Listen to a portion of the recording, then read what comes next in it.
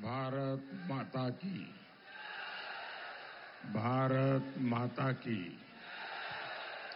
भारत माता की।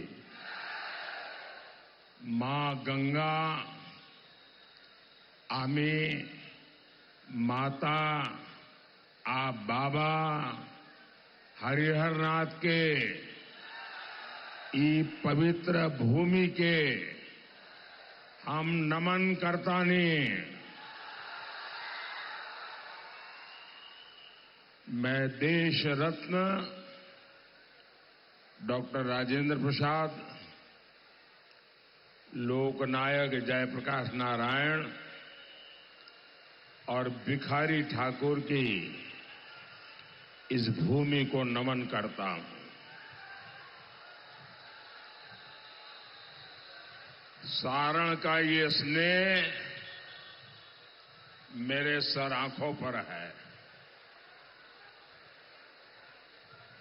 आज आपका उत्साह सातवें आसमान पर है। इस आशीर्वाद के लिए मैं आपका बहुत आभारी हूं। मैं आपका कर्जदार हूं। सबसे पहले तो मैं आप सबकी क्षमा मांगना चाहता हूं। हमारे साथियों ने, हमारे भारतीय जनता पार्टी के कार्यकर्ताओं ने ये जो पंडाल बनाया है, ये व्यवस्था बहुत छोटी पड़ गई और मैं देख रहा हूं इससे ज्यादा लोग बाहर धूप में तप रहे हैं। जो धूप में तप रहे हैं, जिनको ये असुविधा हुई, इसके लिए मैं उनकी क्षमा मांगता हूं। लेकिन मैं उनको विश्वास दिलाता हूं कि मैं उनकी ये तपस्या बेकार नहीं जाने दूंगा। आपका प्यार, आपके आशीर्वाद और आपकी ये तपस्या, मैं इस क्षेत्र का विकास करके आपकी इस तपस्या को जरूर लौटाऊंगा। साथियों, ये चुनाव विकसित भारत के संकल्प का चुनाव है। आज दुनिया में भारत की साख भी है और भारत की धाक भी है। भारत की साख और धाक, मैं जरा आपसे पूछना चाहता हूं। जब मैं कहता हूं कि भारत की साख भी है और भारत की धाक भी है, आप मुझे बताइए, ये साख और धाक है कि नहीं है? सबके सब जरा जवाब देंगे तो मुझे पता चलेगा कि मेरी आवाज पहुंच रही है। साख और धाक है कि नहीं है? दुनिया भर में है कि नहीं है?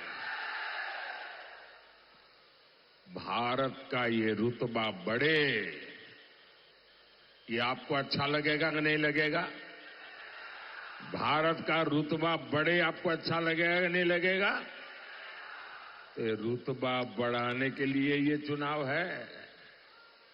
ये चुनाव देश की साख, देश की धाक और देश का रुतबा बढ़ाने के लिए है, और जिसके लिए हर हिंदुस्तानी को गर्व होता है, आपको भी गर्व होता है। साथियों, हमने अभी चंद्रमा पर तिरंगा फहराया है। भारत अंतरिक्ष में इससे भी आगे जाए, भारत विकास की नई ऊंचाइयों को छुए, ये 24 के इस चुनाव से तय होने वाला है। और आपने देखा होगा, हम तो जमीन से जुड़े इंसान हैं, तो चंद्रमा पर भी हमने नाम क्या रख दिया? शिव शक्ति रख दिया। भाइयों और बहनों, आपका ये मोदी, ये आपका सेवक है। और सेवक भी मामूली नहीं है, ये 24/7 ऐसा सेवक है। और मैं तो कहता हूं, आपके सपने ही मेरा संकल्प है। और इसके लिए 24/7 फॉर 2047 ये मोदी का गारंटी है। आपने मुझे एक जिम्मेदारी दी और मैं उस जिम्मेदारी को बहुत ईमानदारी से निभा रहा हूं। उतनी ही ईमानदारी से मैं आज देश के लोगों को अपना रिपोर्ट कार्ड भी दे रहा हूं। आज देश भी देख रहा है, मोदी ने अपने 10 साल में कांग्रेस के 60 साल से ज्यादा विकास करके दिखाया है। मोदी ने 10 साल में ज्यादा एक्सप्रेसवे और हाईवे बनाए। मोदी ने 10 साल में ज्यादा आधुनिक ट्रेनें चलाई, ज्यादा रेलवे ट्रैक बिछाए। साथियों, हमारे देश में 60 साल में जितने एम्स खुले थे, उससे 2 गुने ज्यादा एम्स हमने 10 साल में खोल दिए हैं। 10 वर्षों में हमने देश में मेडिकल कॉलेज की संख्या डबल कर दी है। यहां छपरा में भी 500 बेड का मेडिकल कॉलेज खुला है। आज देश के हर राज्य से एक्सप्रेस वे गुजर रहे हैं। पूरे देश में हाईवे का जाल बिछ रहा है। आप मुझे बताइए, ये आरजेडी का, कांग्रेस का, ये एनडीए के जो विकास है, उसके सामने कोई मुकाबला है क्या? कोई मुकाबला है क्या? ये जनता को बुड़बक समझ है। ये जनता को बुड़बक समझ है का? ये पब्लिक है, सब जानती है। साथियों, कांग्रेस सरकारों ने इतने दशकों तक गरीब का पेट नहीं भरने दिया।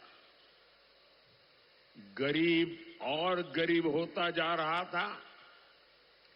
देश की अर्थव्यवस्था बदहाल होती जा रही थी। लेकिन सरकार में बैठे लोग कहते थे, और बिना शर्म कहते थे, हमारे पास क्या जादू की छड़ी है क्या? ये घोटाले करके अपनी तिजोरियां भर रहे थे, लेकिन गरीब का पेट भरने की चिंता उन्हें नहीं थी। साथियों, ये मोदी है जिसने गारंटी दी कि कोई गरीब भूखा नहीं सोएगा। गरीब के घर का चूल्हा जलता रहेगा। ये मोदी है जिसने गारंटी दी और आज 80 करोड़ देशवासियों को मुफ्त में राशन पहुंच रहा है। ये मोदी है जिसने गारंटी दी कि मैं जिसके पास घर नहीं है, जो झुग्गी झोपड़ी कच्चे मकान में जिंदगी गुजारता है, जो गर्मी में, बारिश में, ठंड में परेशानी से जीता है, मोदी चैन से नहीं बैठ सकता। इसलिए मोदी ने तय किया, मैं गरीबों के लिए पक्के घर बनाऊंगा। 4 करोड़ पक्के घर बना के गरीबों को दे दिए। अच्छा, मेरा एक काम करेंगे आप लोग, मेरा एक काम करेंगे, सबके सब जरा हाथ ऊपर करके बताएं तो मैं बताऊं काम। मेरा एक काम करेंगे, पक्का करेंगे। देखिए, अभी आप ये राजीव रूडी के लिए गांव-गांव जाते होंगे, चुनाव प्रचार करते होंगे, लोगों से मिलते होंगे। कहीं पर भी अगर आपको गांव में कोई ऐसा परिवार नजर आए जो आज भी झोपड़ी में रहता है, घर उसका कच्चा है, अगर उसके यहां शौचालय नहीं है, अगर उसके यहां नल से जल नहीं पहुंचा है, अगर उसके यहां गैस का कनेक्शन नहीं है, तो आप उसका डिटेल लिख करके मुझे भेज दीजिए और उसको कह देना कि मोदी जब तीसरी बार प्रधानमंत्री बनेगा ना, जो रह गए हैं उनका भी काम हो जाएगा। और आप बिना चिंता किए, ये मोदी की गारंटी है, बता देना, मेरे लिए तो आप ही मोदी है। हर घर में साफ पानी पहुंचे, महिलाओं को शौच के लिए बाहर जाना न पड़े, बहनों को चूल्हे के धुएं में सांस न लेनी पड़े, जीवन की ऐसी छोटी छोटी चीजें, छोटी बड़ी जरूरतें, इनकी चिंता मोदी ने की। और ये मैं किताबों में पढ़ के नहीं आया था, इसके मैंने किसी का टीवी वीडियो मंगवा के नहीं देखा था, मैं उस जिंदगी को जी करके आया हूं।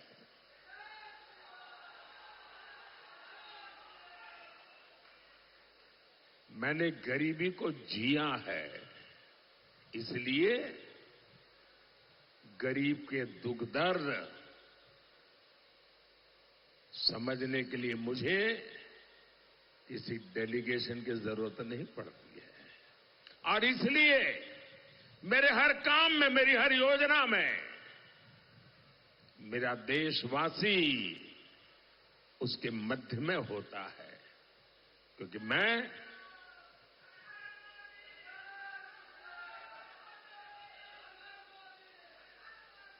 और इसका सबसे ज्यादा फायदा किसे हुआ?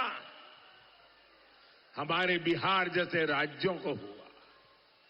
आज बिहार के 8 करोड़ से ज्यादा जरूरतमंदों को मुफ्त राशन मिल रहा है। 1.25 करोड़ शौचालय बिहार की बहनों के लिए बने हैं। बिहार में 40 लाख परिवारों को प्रधानमंत्री आवास मिले हैं। और मोदी इतने पर ही नहीं रुका है।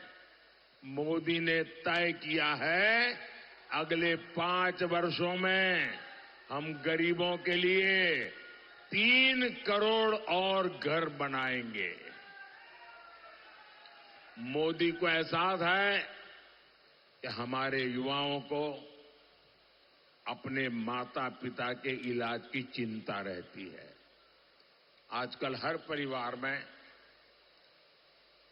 माता पिता, दादा दादी, नाना नानी, चाचा चाची, बुजुर्ग होते ही होते, हर परिवार में होते। और 70 साल के बाद कोई न कोई बीमारी भी होती है। सब मेरे जैसे थोड़े होते हैं। और मुझे तो परमात्मा ने आपकी सेवा के लिए भेजा है, इसलिए वही मुझे तो संभाल लेता है।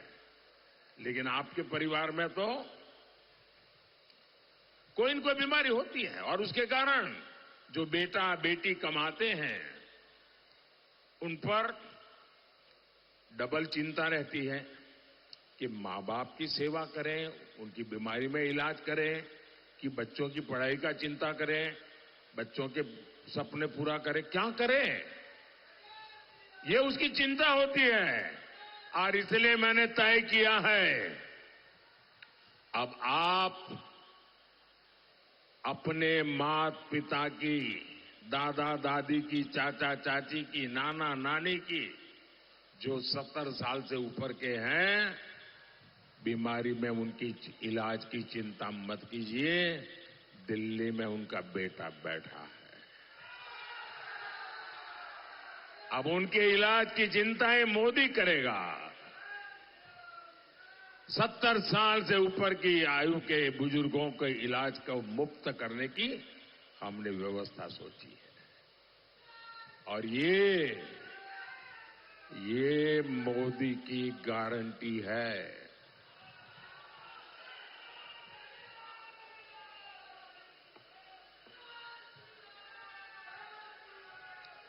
साथियों, मैं जब भी बिहार आता हूं, आरजेडी को कहता हूं कि वो अपने काम पर बिहार के लोगों से वोट मांगे। जैसे आरजेडी ने कितने अपहरण करवाए, कितने मर्डर कराए, जैसे आरजेडी ने बिहार में कितने उद्योगों को चौपट किया, कितने तरह के घोटाले कराए, आरजेडी वालों ने इसी के पोस्टर लगाने चाहिए और इसी पोस्टर के आधार पर वोट मांगना चाहिए। वो बिहार में जंगल राज लाने वालों का यही एकमात्र रिपोर्ट कार्ड है। और मैं इन जंगल राज वालों से भी ये भी कहूंगा कि नीतीश जी के नेतृत्व में जो काम हुए हैं, कृपा करके झूठ बोल के उस पर वोट मत मांगिए। आरजेडी के पास अपराध अत्याचार की इतनी बड़ी विरासत है, उसी के आधार पर वोट मांगिए। और आपके पास आरजेडी के लोग वोट मांगने के लिए आए ना, तो पल भर के लिए सोचना कि जंगल राज में क्या क्या होता था। और जो पहली बार वोट देने जा रहे हैं, जब जंगल राज की मुसीबतें थी तब उनका जन्म भी नहीं हुआ था। जरा उन फर्स्ट टाइम वोटर को मैं कहता हूं, आप अपने माता पिता, दादा दादी से पूछिए उन्होंने कैसी मुसीबतों में दिन काटे थे। शाम को घर के बाहर नहीं निकल पाते थे। मेरे फर्स्ट टाइम वोटर मुझे नहीं, राजीव जी को नहीं, अपने परिवार के लोगों को पूछे कि कैसे मुसीबत के वो दिन थे। साथियों, इंडी गठबंधन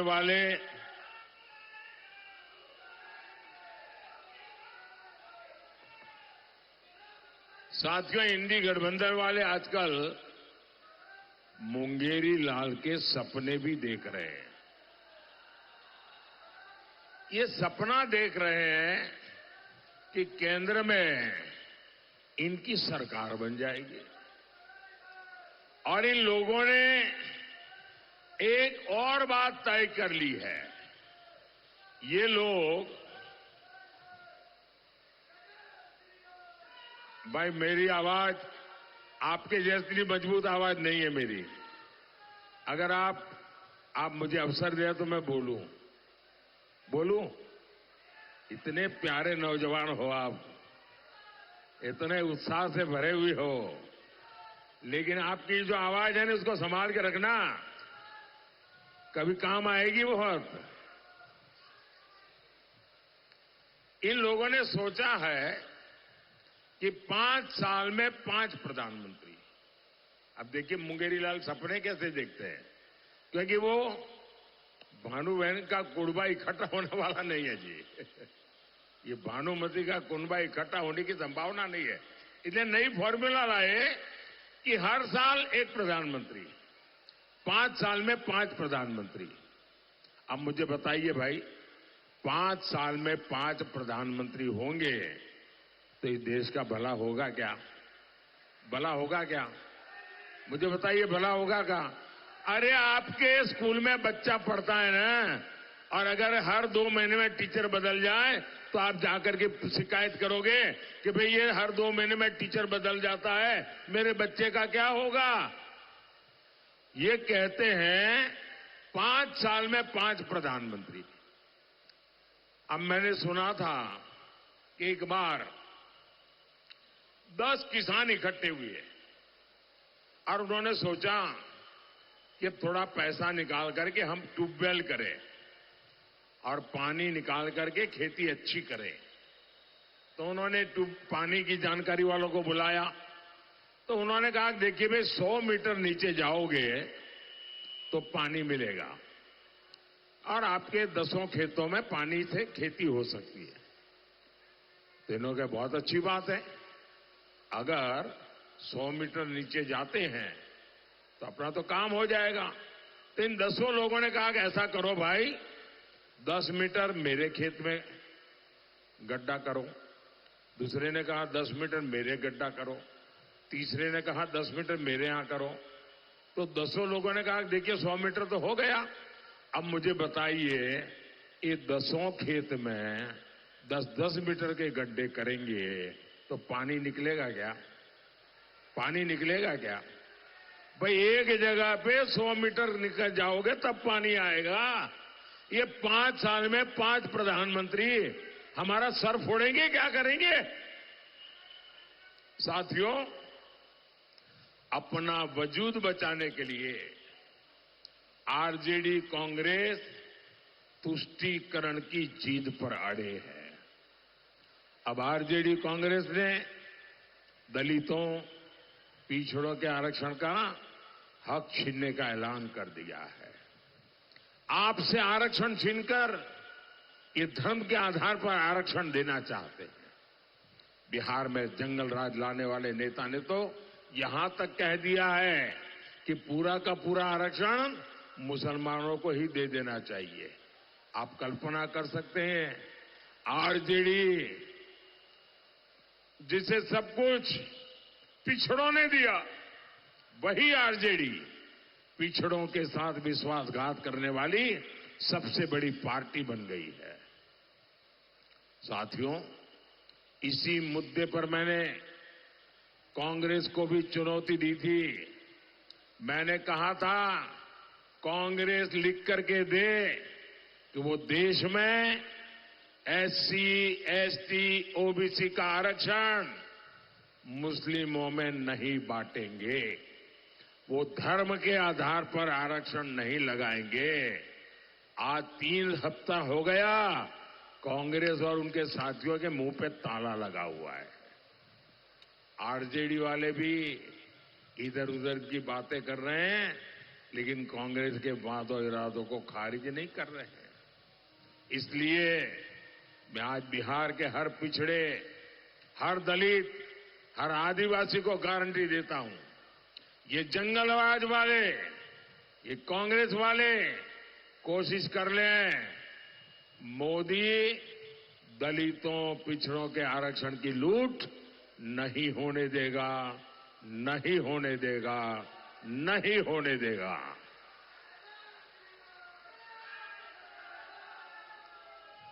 और आप याद रखना, वंचितों का जो अधिकार है, याद रखना, वंचितों का जो अधिकार है, मोदी उसका चौकीदार है।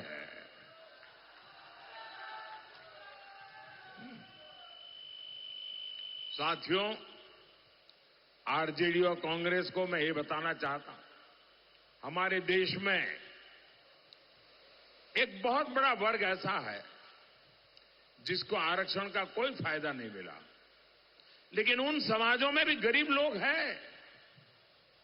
राजपूत समाज में भी गरीब लोग हैं, ब्राह्मण समाज में भी है, बनिया समाज में भी है। और इसलिए मैंने कहा कि समाज के जो अन्य वर्ग है, उनके जो गरीब बच्चे हैं, उनके लिए मैं 10% आरक्षण करूंगा। और आप देखिए, 10% आरक्षण किया, किसी का लूट करके नहीं किया, किसी को गाली गलौज करके नहीं किया, सबको साथ लेकर के किया। और पूरी संसद को साथ लेकर के मैंने सामान्य वर्ग के गरीबों को आरक्षण दिया और देश में कोई तनाव नहीं हुआ, कोई झगड़ा नहीं हुआ, आराम से काम चल रहा है। लेकिन ये मुसलमानों को देख करके आग लगाना चाहते हैं। आरजेडी और कांग्रेस दोनों ही पार्टियां तुष्टीकरण की गुलाम है। आप भी देखिए, इस चुनाव में कांग्रेस पार्टी के मुद्दे क्या है? कांग्रेस पार्टी का मुद्दा है, वो आपकी संपत्ति का एक्सरे करवाएंगे। बताइए, आपके लॉकर में क्या पड़ा है, आपके खेत कहां है, कितनी जमीन है, घर में सोना है, चांदी है, मंगलसूत्र है, क्या क्या है आपके पास, ये सारा एक्सरे करवाएंगे। आपकी जो कमाई है, घर जमीन है, कांग्रेस कहती है कि आप जरूरत से ज्यादा अगर होगा तो ले लेंगे, छीन लेंगे और अपनी वोट बैंक को मजबूत करने के लिए उसको बांट देंगे। भाइयों बहनों, कांग्रेस के नेता कहते हैं कि संपत्ति पर पहला हक मुस्लिमों का है। यही नहीं, ये आपकी जीवन भर की पूंजी भी हड़पना चाहते। कांग्रेस कह रही है, आपकी संपत्ति आपके बच्चों को नहीं मिलेगी। हिंदुस्तान के हर मां बाप, गरीब से गरीब भी, तकलीफ रेट झेल करके भी बच्चों के लिए कुछ न कुछ जमा करता है। उसके मन में रहता है कि मरने के बाद बच्चों को कुछ दे करके जाऊं, जो भी हो, घर दूं, खेत दूं, कुछ न कुछ दे करके जाऊं। ये कांग्रेस वाले कहते हैं, अब आप अपने बच्चों को नहीं दे पाएंगे। मतलब आपके माता पिता की जो संपत्ति है, उनकी मेहनत की संपत्ति है, वो अब आपको नहीं मिलेगी। आधे से अधिक ये विरासत कर लगा करके छीन लेने वाले हैं। मोदी इसके सामने दीवार बन के खड़ा है। मोदी ये नहीं करने देगा। आप मुझे बताइए, क्या ये विरासत कर देने के लिए कोई तैयार है क्या? आप दे सकते हैं क्या? भाइयों बहनों, हम ये लूट होने नहीं देंगे। साथियों, देश विरोधी और बिहार विरोधी ताकतों को जवाब आपका वोट देगा। मेरा अनुरोध है, 20 मई को सारण से राजीव प्रताप रूडी जी के पक्ष में बड़ी संख्या में कमल बटांग करके उनको विजयी बनाइए। और जब आप राजीव प्रताप रूडी को वोट देंगे ना, तो वो सीधा सीधा मोदी के खाते में जाएगा। ये मोदी के खाते में जाएगा। और राजीव प्रताप रूडी की एक बात मुझे बहुत अच्छी लगती है, जो उनके पास है वो मेरे पास नहीं है। आप उनको कभी भी देखिए, वो हमेशा मुस्कुराते हैं।